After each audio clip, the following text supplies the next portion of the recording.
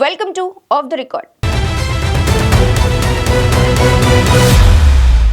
మంత్రిగా ఉన్నప్పుడు ఇష్టానుసారం చెలాయించి కలెక్షన్ క్వీన్ అని పెంచుకున్న మాజీ మంత్రి విడుదల రజనీకి ఏసీబీ ఉచ్చు బిగుస్తోంది.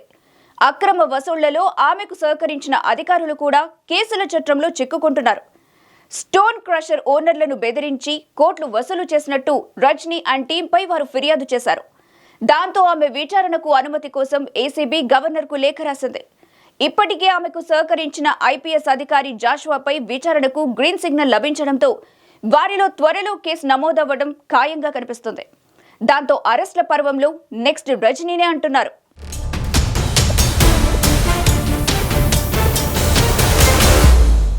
వైసీపీ నాయకురాలు మాజీ మంత్రి విడుదల రజనీ, ఐపీఎస్ అధికారి పల్లె జాషువాపై ఏసీబీ ఉచ్చు బిగుస్తోంది. పల్నాడు జిల్లా ఎడ్లపాడులోని శ్రీ లక్ష్మీ బాలాజీ స్టోన్ క్రషర్ యజమానులను బెదిరించి 2.20 కోట్ల రూపాయలు అక్రమంగా వసూలు చేశారన్న అభియోగాలతో వారిరువురిపై కేసు నమోదుకు రంగం సిద్ధమైంది. రజనీ అధికారంలో ఉన్నప్పుడు తాను ప్రాతినిధ్యం వహిస్తున్న చిలకలూరిపేట నియోజకవర్గం పరిధిలోని ఎడ్లపాడులోని స్టోన్ క్రషర్ ఓనర్లను 5 కోట్లు డిమాండ్ చేసి 2.20 కోట్లు ముక్కుపిండి వసూలు చేయించారట. ఈ అక్రమ వసూళ్లకు సంబంధించి ఐఏఎస్ అధికారి జాషువాపై విచారణ చేపట్టేందుకు అవినీతి నిరోధక చట్టంలోని సెక్షన్ 17A ప్రకారం ఏసీబీ తాజాగా సీఎస్ అనుమతి తీసుకుంది. విడుదల రజనీపై విచారణకు అనుమతి కోసం గవర్నర్కు లేఖ రాసింది. ప్రస్తుతం అది అక్కడ పెండింగ్ లో ఉంది. 1-2 రోజుల్లో ఆమోదం లభించే అవకాశం ఉందంటున్నారు. గవర్నర్ ఆమోదం లభించిన వెంటనే కేసు నమోదు చేయనున్నారు.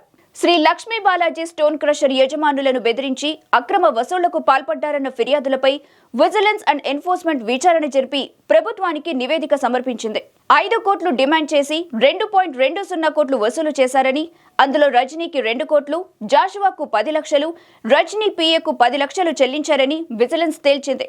దాని ఆధారంగా రాష్ట్ర ప్రభుత్వం ఏసీబీ విచారణకు ఆదేశించగా కేసు నమోదు కోసం అవసరమైన అనుమతులు ఏసీబీ అధికారులు తీసుకుంటున్నారు.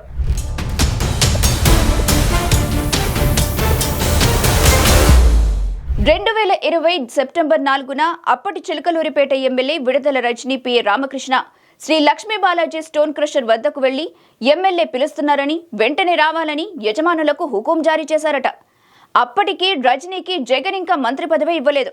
ఎమ్మెల్యేగానే దందాలు మొదలుపెట్టిన రజనీని క్రషర్ ఓనర్లు కలవగా క్రషర్ కార్యకలాపాలు కొనసాగాలంటే తనకు 5 కోట్ల రూపాయలు ఇవ్వాలని డిమాండ్ చేశారట.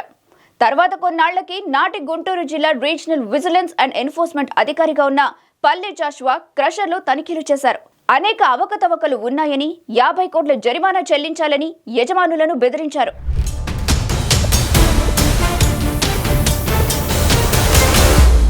కొన్నాళ్ల తర్వాత జాషువా వారికి ఫోన్ చేసి విడుదల రజనీ చెప్పినట్టు చేస్తారా, లేదా 50 కోట్లు జరిమానా విధించి క్రషర్ సీజ్ చేసేయాలా అని బెదిరించారట. కొన్నాళ్ల తర్వాత క్రషర్ యజమానులకు తన కార్యాలయానికి పిలిపించుకుని త్వరగా సెటిల్ చేసుకోవాలని హెచ్చరించినట్టు విజిలెన్స్ నివేదికలో పేర్కొంది. జాషువా నుంచి ఒత్తిడి పెరగటంతో తప్పనిసరి పరిస్థితుల్లో స్టోన్ క్రషర్ యజమానులు డబ్బులు చెల్లించాల్సి వచ్చిందట. ఈ విషయాన్ని ఎవరికైనా చెబితే క్రిమినల్ కేసులు పెడతామని, వ్యాపారం మూయించేస్తామని బెదిరించారట.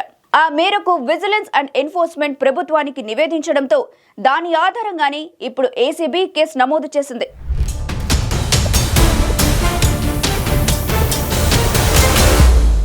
వైసీపీ హయాంలో జరిగిన దౌర్జన్యాలు, అక్రమాలపై సమగ్ర విచారణ జరిపించి చర్యలు తీసుకుంటామని కూటమి ప్రభుత్వ పెద్దలు అధికారంలోకి రాగానే ప్రకటించారు.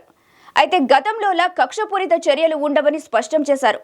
పార్టీ శ్రేణులు కూడా సమన్వయం పాటించాలని ముఖ్యమంత్రి చంద్రబాబు, డిప్యూటీ సీఎం పవన్లు పదే సూచిస్తూ వచ్చారు.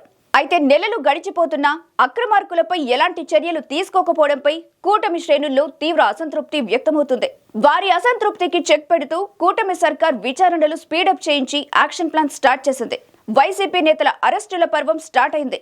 పక్కా ఆధారాలతో కిడ్నాప్ కేసులో గన్నవరం మాజీ ఎమ్మెల్యే వల్లభనేని వంశీ అరెస్ట్ అయ్యారు. బూతులతో చెలరేగిపోయిన పోసాని కృష్ణమురళిని అరెస్ట్ చేసి విచారణకు రాష్ట్రంలోని పోలీస్ స్టేషన్ల చుట్టూ తిప్పుతున్నారు. ఇక ఇప్పుడు విడుదల రజనీ వంతు వచ్చింది.